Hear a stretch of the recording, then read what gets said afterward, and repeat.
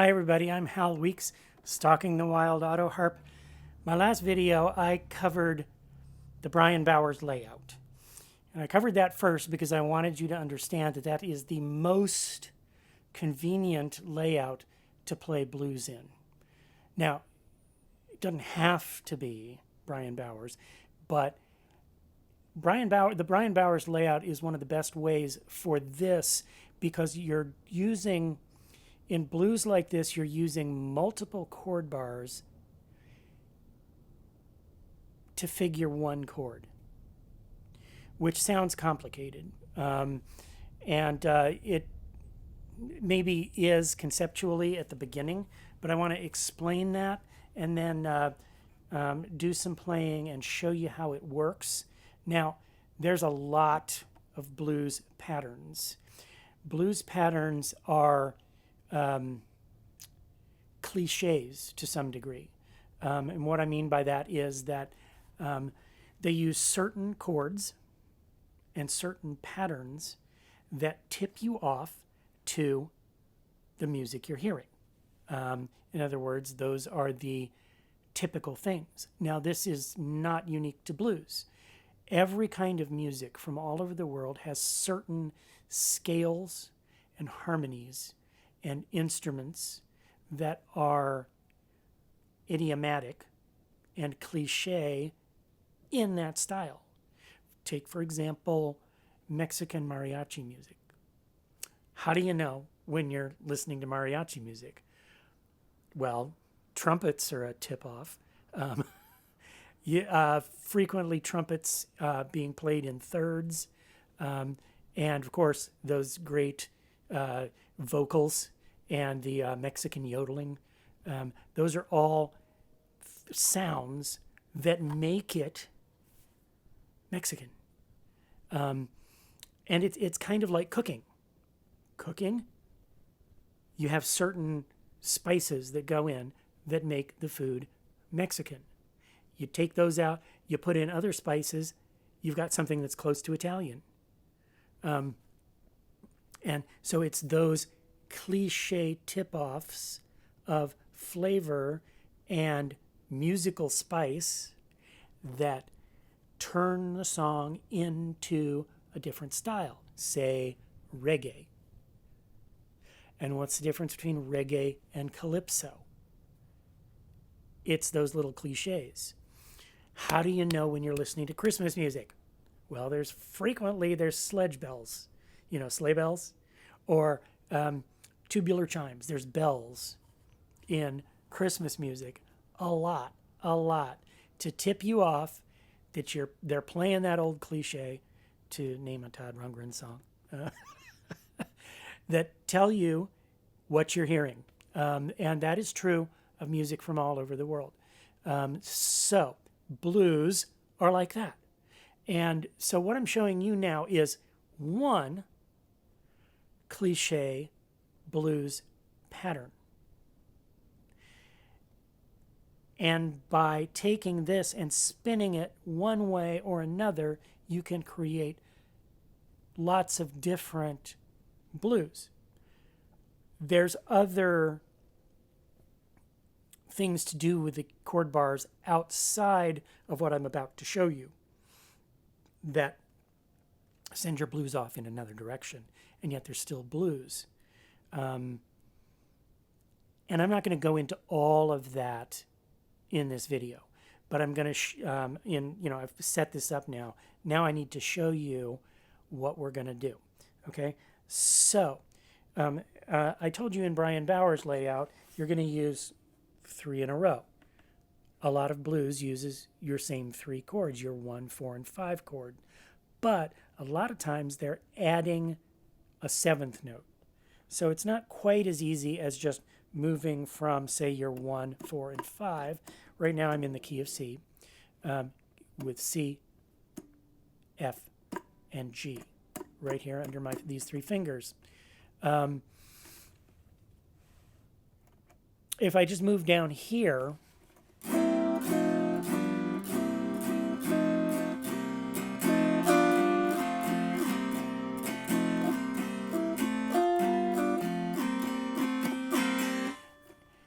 it doesn't quite read as blues. It sounds bluesy, but you got to do more than that. So I'm going to show you something that's really cool. Now, when we normally play Autoharp, we use 3 in a row down the middle. But what we're going to do is we're going to rotate on our middle finger, and we're going to turn like this. So now we're using, you see these diagonals of 3? All those 3 belong together. And that's why the Brian Bowers layout is really excellent for this style, because you've got 3 in a row and 3 in a row and 3 in a row. Therefore, these 3, because the C is in the middle, all of these are part of your C chord. And then what you do is, instead of, okay, in this position, you keep your hand in one place and you play up and down the middle using 3 different fingers. That's great. That's easy. That's Autoharp 101.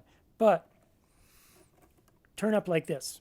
Now what I've got is I've got my ring finger on C7. My middle finger is on C, like it was before, and my index is going to do A minor. And you go, whoa, that's crazy. Besides, how I get my hand under there? Well, I don't typically play in C. I play in here, which moves in G or in D, which moves my hand down here, which gives me a little bit more space. So that's one thing I do. The other thing I do is I will cheat the Autoharp to the side like this. So now it's laying down in my arm like a baby. La da da, la da da, la da da, little Autoharp. And it takes a lot of that pivot out of my wrist. See that? If I'm lined up like this, I'm pretty used to doing this. This is not the greatest for your wrist, though. But one thing that you got to know about blues is you're not going to do it all in this position. You're going to be dropping down like this and going back up like this. And it's all going to be rotating on that middle finger like a pivot. But this is what's cool, is that this, let's do it in G. So right now, put your middle fingers, your middle finger on G, and your index on C, and your ring on D. G, C, D, like that. Now, turn your hand using G as a pivot. Keep that right there, using middle finger on G as a pivot. Middle finger stays on G. Your index rotates up to E minor, above the G, which is going to immediately pull your ring finger back to be on D7. G7, excuse me. G7. So now you got 3 in a row. You got G in the middle. Index finger is on E minor, and ring finger is on G7. And you can try tipping your Autoharp down like this. So they stay there like that. Now, when it changes to the C chord, you just move your whole hand, all 3 fingers, up 1 row of buttons. So now you're playing the other diagonal. And then it goes back to the G chord. Now we're going to go to D. So we're going to go down 3 buttons. So now when you're in D, your fingers are on D, B minor, and D7. This is why you want a B minor, and you want it in Brian Bowers' position. So it's right there where it's supposed to be, because it's the relative minor of the key of D. Okay, now let's come back to G. So just slide everything back and go to C. In C, your 3 chords are C, A minor, and C7. These 3, these 3, these 3. So you got your G chord, your C chord, go back to G, go to D, come back to C. This is the pattern, folks. So the way it works is you start on your C chord and you pump to the A minor, and you go C, A minor, C, A minor, C, A minor, like this. I'm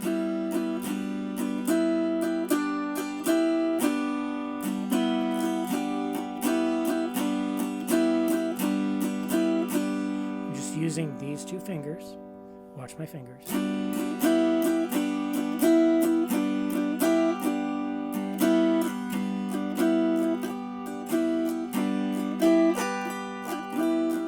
Now, the melody of that is this note. If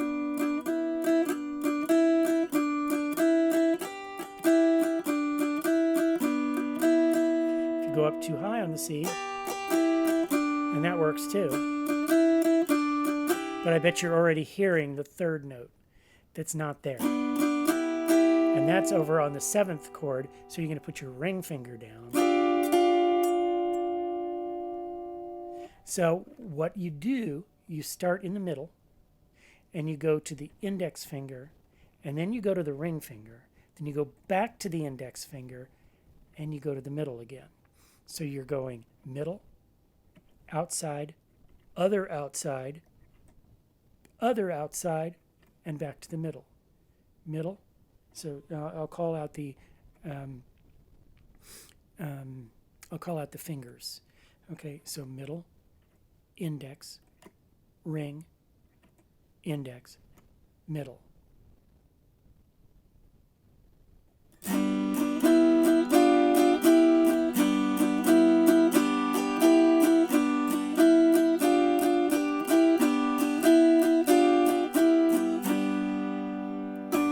And you want your melody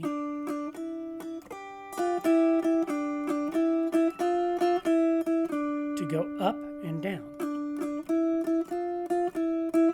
Now I'm using a little shuffle rhythm. Da da da da da da da da da. So I'm going long, short, long, short, long, short, long, short, long, short, long, short, long, short. But you can also go da da da da da da da da da da da da da da, which might be a little bit easier for you, but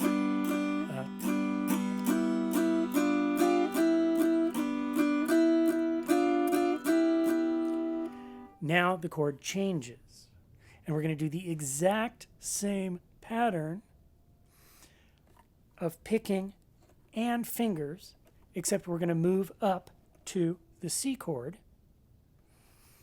and we're going to call all three of these C, but one is A minor and one is C7, but for the sake of shorthand, we're going to call them all C. So we go G,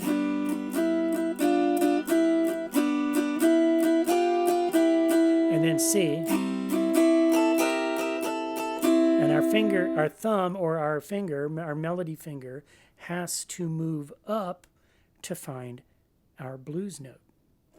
Let's start back on G.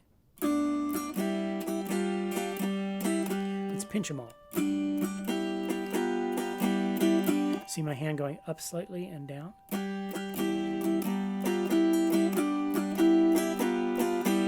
Now to C, back to G. Now go to D. Yeah, now where do we go? We go to the 4 chord. We go to C again. So we have to skip over G and go back to C. Let's do that again, shall we? Go back down to the D chord. Okay, so we're furthest down. And then we shift down, skip over the middle, and go to the C chord. And then back to the middle. Okay, let's do that much again. C, G, sorry, G, C, G, D, C, G. Okay, then there's one, you can hear it, there's one more thing that has to happen. Now, blues,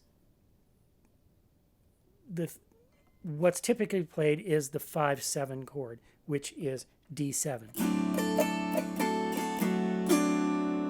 Like that. But sometimes it just stays on the 1 chord for that.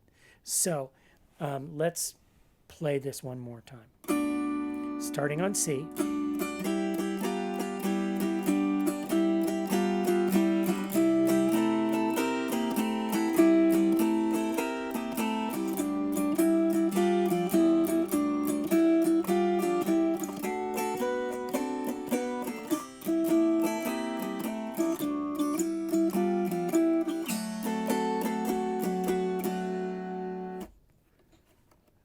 That's this, we could call it a boogie woogie, for want of a better term. This is a basic blues shuffle kind of thing. And depending on how you roll it with your finger, your plucking hand, that's going to give you a lot of different possibilities. This is great in Brian Bowers. I think it's harder in the various other Autoharp layouts because in Oscar Schmidt layout, your minors are not right there with your majors where they need to be. And so you don't have this nice, convenient pattern that's the exact same for every chord. But I don't play in those layouts. This is something that I worked out after I changed to Brian Bowers layout. And I changed to Brian Bowers layout after 17 years of Autoharp playing. So have fun with this. And you can slow this video down. And you can replay it and replay it and replay it.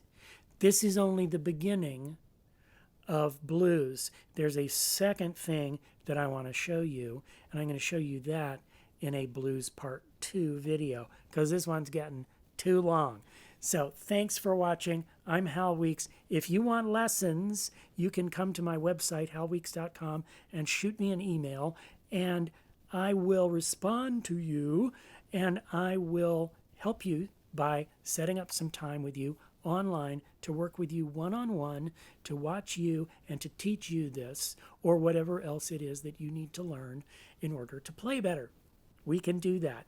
Furthermore, if you want to support this program by, kicking me $5 a month, something like that, you can do that through Patreon, patreon.com/HalWeeks. And I would super appreciate that, as I super appreciate all my patrons who are helping me just to keep on going here in Seattle, Washington, where it's uber expensive, as it is everywhere, I know. But I need your help, folks. So please keep on watching, keep on playing your Autoharps. This is fun. Give this a try, and you will go far. Thanks for watching Stalking the Wild Autoharp. Bye-bye.